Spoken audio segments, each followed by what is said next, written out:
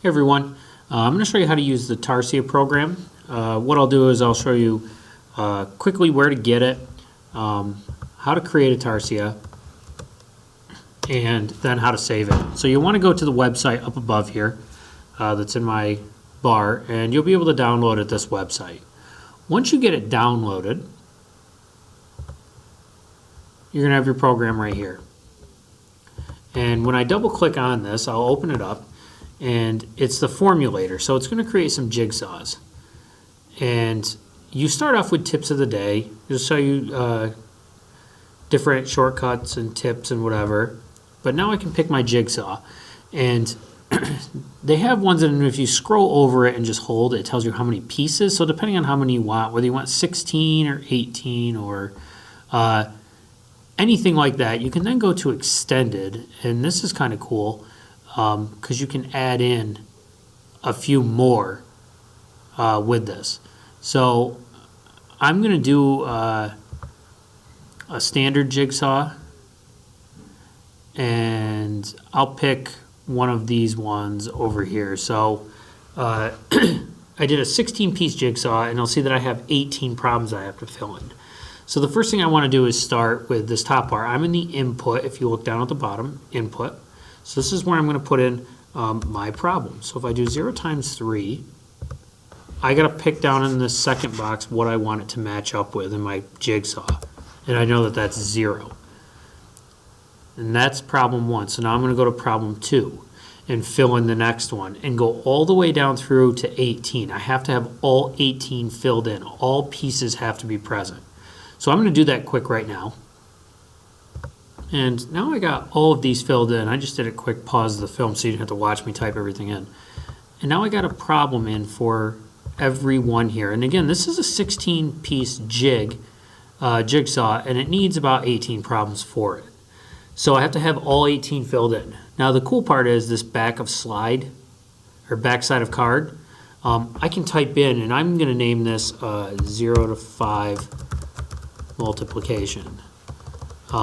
If you decide to print off these and kind of match them up, you can send it through the printer and have this printed on the back side of each card. So in case you drop them or lose them, it's a little difficult to match up printing wise, but it is a decent feature. So now that I have these all filled in, I want to go through and double check. So I'm going to click on the next one over for table. And I can look at my problem here in the left column and see where it's going to match up with on the right. And if you notice with mine, I don't have the same problem or same answer repeated.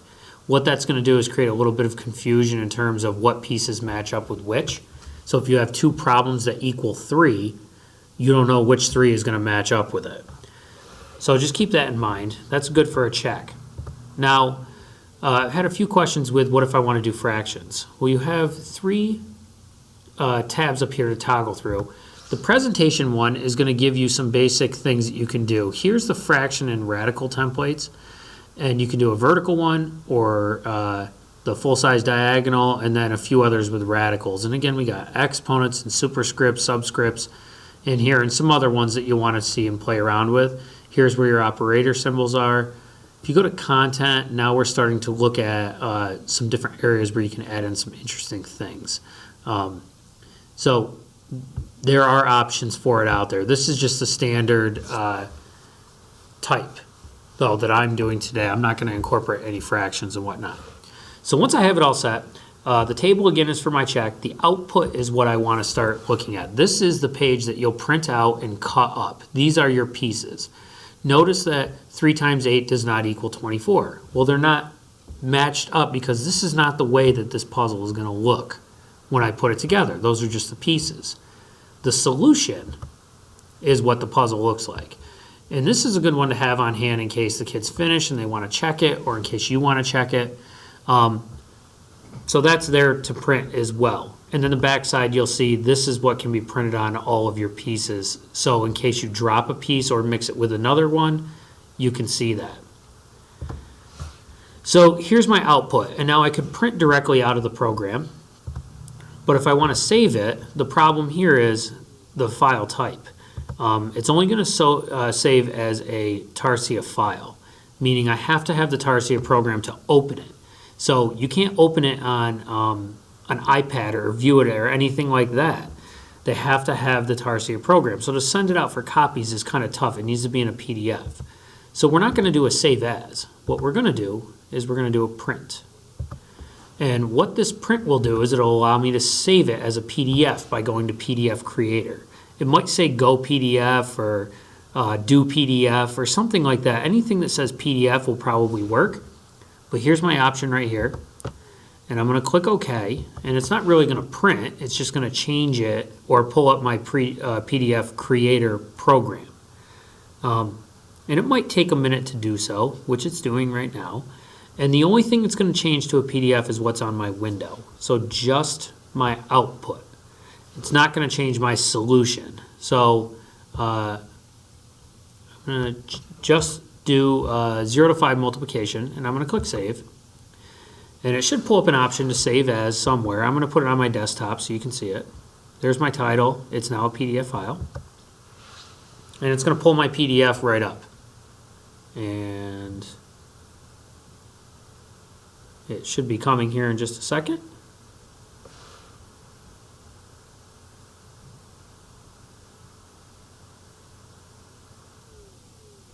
And the next thing that I'm going to do after this PDF pulls up, if it actually does, is I'm going to go to the solution and do the same exact thing. So if I go here, I'm going to go to File, I'll go to Print. I got PDF Creator right here, but it's in my set. And I'll do the same exact thing that I just did. And what I can then do, once that comes up, is I'll do a save on it, just like I did before. And this one I'm going to name the same thing, but I'm going to put answer. And I can save it right to my desktop. And there's the answer key right there for it. So that's what it'll look like when it shows up in the PDF. I might not have saved the other one, but there it is right there. So now I can go on to my desktop, and there's this, and it looks like I didn't save the other one, so I want to go back in and I want to make sure I do that with my output. PDF Creator is good. And I'll do the same process again this time and try to make sure that I save it. Because once it's on my desktop as a PDF, then I can go through and print this or send out for copies. So here it is, there. And there's my Adobe or my PDF. So if I close out of this, there they are right there. So if I click on it, there it is as a PDF. So I don't need Tarsia anymore to view these files. Now, if you want to try the next step, some of your computers might be able to do this. If I click, left click, drag, and highlight these two, I can right click and combine the files. And I can combine them. And what I got now is all the files in one that I can then send out. And I would just save this as 0 to 5 multiplication print. And that'll tell me which one I'm going to print. And there it is right there. So a couple steps that you have to jump through for Tarsia. It's a great free program, but in order to get it into PDF, you have to kind of jump through a few hoops for it. Hope this helps, and thanks for watching.